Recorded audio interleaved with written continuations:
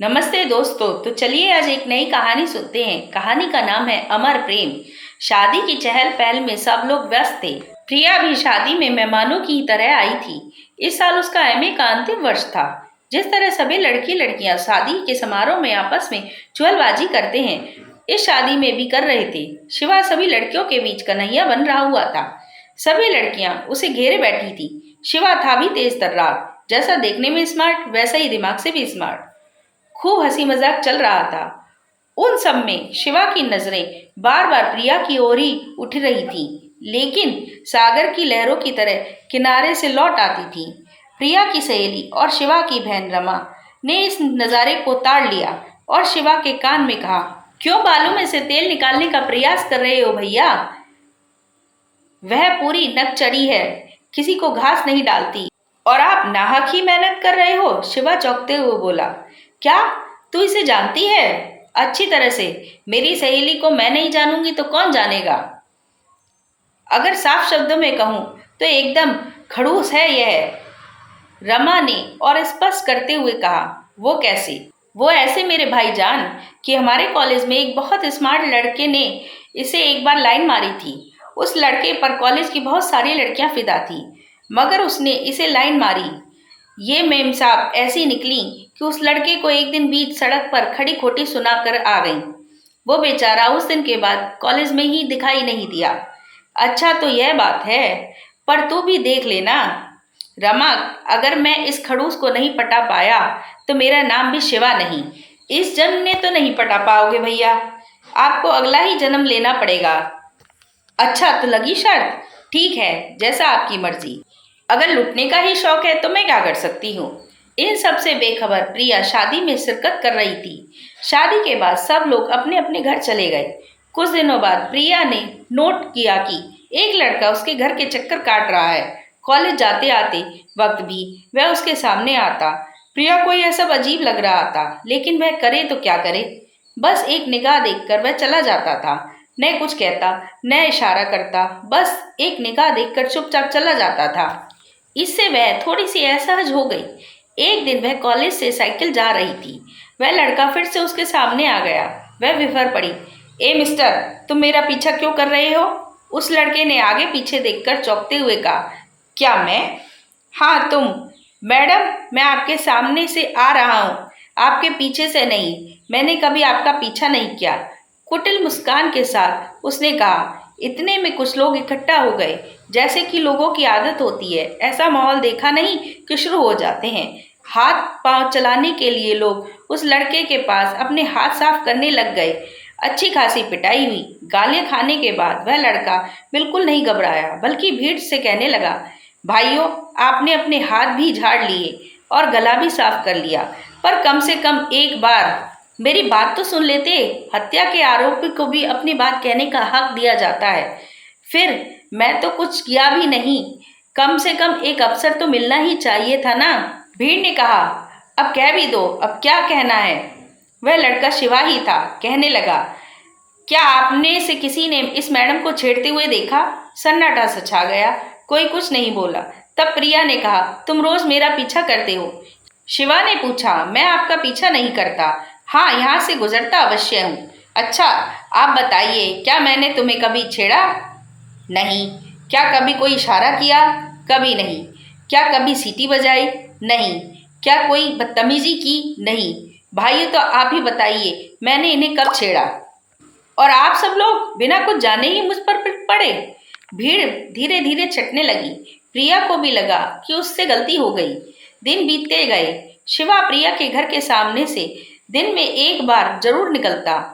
यह समय होता था सुबह लगभग 9:30 बजे। एक दिन रमा हुई थी प्रिया के घर। 9:30 बजे का वक्त हो गया। प्रिया बार बार खिड़की के बाहर देख रही थी। रमा ने पूछा, क्या किसी का इंतजार कर रही हो प्रिया? जैसे चोरी पकड़े जाने पर चोर की हालत होती है, वैसी ही हालत प्रिया की हो गई थी। कुछ कहते ही नहीं बना तो रमा पर ही चढ़ बैठी।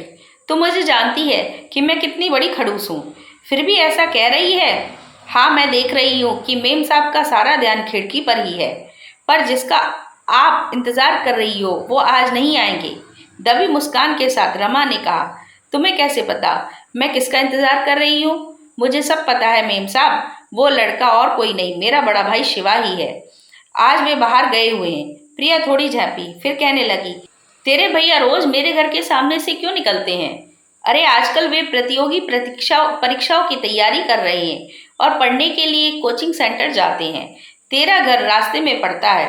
अब आंखें बंद कर कर तो नहीं चलना चाहिए ना। आंखों में शैतानी भरते हुए रमा ने कहा। प्रिया ने कुछ नहीं कहा। रमा को अंदाजा हो गया कि इश्क की आग जल चुकी है, धुआं उठने लगा है। दरअसल उसे शिवा ने जानबूझकर ही भेजा था। वह कहीं गया भी नहीं था, लेकिन उसे जानबूझकर ऐसा कहलवाया जिससे प्रिया के दिल की हालत का पता चल जाए। रमा सब जान गई। उसने घर आकर शिवा को बता दिया, आग लग चुकी है और फिर धीरे धीरे धुआं भी उठ रहा है। शिवा जल्दबाजी में कोई काम नहीं करना चाहता था, इसलिए वह प्रिया को तपा रहा था। एक दिन रमा प्रिया को अपने घर ले आई।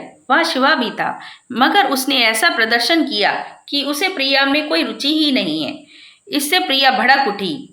उसने शिवा को साफ साफ पूछा, आप मुझे प्यार करते हैं या नहीं? नहीं। प्रिया गुस्से से उबल पड़ी। फिर यह सब नाटक करने की क्या आवश्यकता थी? रोज मेरे घर के सामने से जाना, मुझे एकटक देखना, कॉलेज जाते समय भी एक बार जरूर टकराना। बताइए ऐसा मेरे साथ क्यों किया आपने? अब शिवा ने सारा भेद खोल दिया और कहा, हम तो आपको उस दिन से चाहने लगे प्रिया जी, जिस दिन से शादी में आपको पहली बार देखा था। रमा ने हमें बताया कि तुम बहुत खड़ूस हो। बस उसी दिन हमने रमा से शर्त लगा ली कि हम भी तुम्हें पटाकर ही दिखा देंगे। क्यों रमा, यही बात थी ना? हाँ, और अब वाकई में भैया जीत गए हैं। अब बताओ मुझे क्या करना होगा भैया? रमा ने मुस्कुराते हुए कहा। तीनों खूब जोर जोर से हंसने लगे। बस उस दिन से इश्क मोहब्बत परवान चढ़ने लगी। बस अब तो एक दूसरे को पत्र दिए जाते थे, बीच बीच में कहीं मिल भी लेते थे दोनों। लेकिन दोनों ने ही भारतीय संस्कृति का पूरा ध्यान रखा, कभी भी अपनी सीमाएं नहीं लांगी। धीरे धीरे यह बात दोनों के घर वालों को भी पता चल गई। दोनों के घर वाले बहुत समझदार थे, इसलिए दोनों की सगाई कर दी गई।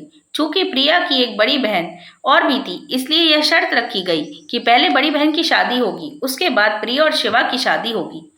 दिन बड़ी तेजी से गुजर रहे थे। शिवा की मेहनत रंग लाई और उसका चयन तहसीलदार के पद पर हो गया था। प्रशिक्षण के उपरांत उसकी पहली पोस्टिंग हो चुकी थी। शिवा प्रिया को बहुत लकी मान रहा था। वह समझता था कि प्रिया के भाग्य से ही उसका चयन तहसीलदार के पद पर हुआ है। दोनों का इश्क पूजा में तब्दील हो चुका था। शिवा अपनी ड्यूटी को बहुत पाबंद था। नया जोश, नया जुनून था उसके अंदर। देश के लिए कुछ कर गुजरने की तमन्ना थी।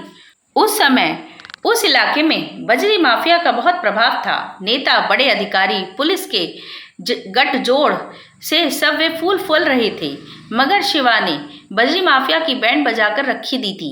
एक दिन प्रिया ने उससे कहा भी था, बहुत बड़े गुंडे होते हैं ये बजरी माफिया वाले, कहीं कुछ गलत ना हो जाए, इसका ध्यान रखना शिवा। इस बात पर वो हंसकर टाल गया। एक दिन प्रिया ने कहा, वो पहाड़ी पर शिव मंदिर है ना, उसमें दर्शन करने चली। शिवा ने कहा, ठीक है, तुम घर से चली जाना, मैं ऑफिस से सीधे वहां पहुंच जाऊंगा। प्रिया गुलाबी साड़ी पहनकर मंदिर पहुंची। गुलाबी रंग शिवा को बहुत पसंद था।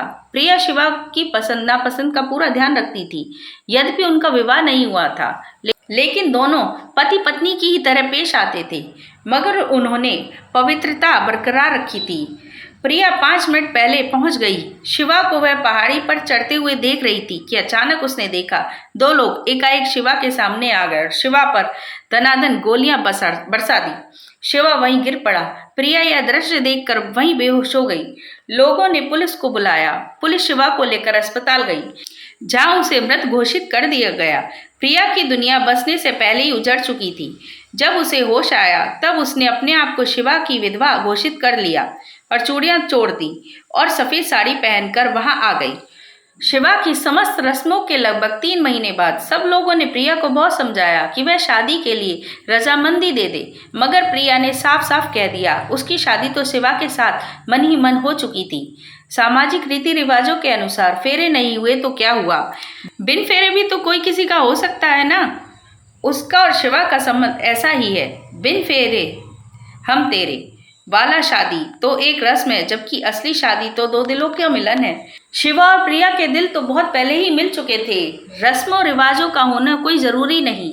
आज शिवा की बरसी को पूरे 10 वर्ष हो चुके हैं। प्रिया शिवा की विधवा के रूप में ही रह रही है। दोनों के घरवाले उसे समझा समझा कर थक गए हैं, लेकिन वह विवाह के लिए राजी ही नहीं होती। पहाड़ से जिंदगी काटना बहुत मुश्किल काम है, लेकिन महान लोग काम भी महान ही करते हैं। प्रिया और शिवा के प्यार को नमन है। दोस्तों, आपको कैसी लगी कमेंट करके बताइएगा जरूर। यदि आपको कहानी पसंद आए तो वीडियो को लाइक, शेयर और सब्सक्राइब जरूर करें। तो दोस्तों, फिर मिलते हैं अगली कहानी के लिए।